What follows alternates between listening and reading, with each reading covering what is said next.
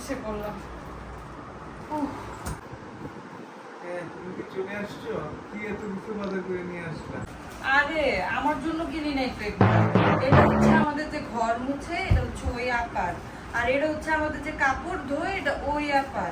আর এটা হচ্ছে আমাদের যে থালা বাটি ধোয়, ওই আপার। আর এটা হচ্ছে ওই যে সায়রা সাফাকে যে খাওয়ায় 3 বেলা, এটা ওই আপার। আর এটা হচ্ছে সায়রা সাফারে যে পড়ায়, ওই আপার।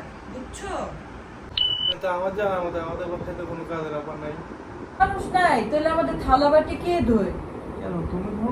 তাহলে এটা আমার। আবার আমাদের ঘর কে মুছে? তুমি তো মুছো। তাহলে এটা আমার। সাদা সাফাকে কে খাওয়ায়? ছুটিও তো তুমিই খাও। তাহলে এটাও আমার। ওদেরকে কে পড়ায়? তুমিই তো পড়াও। তাহলে এটা আমার।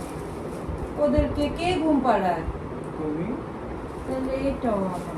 আসলে এগুলো আমি আমার জন্যই আসছি। ক্লাস করাইবো, আবার বলে কি নিয়ে আসছো?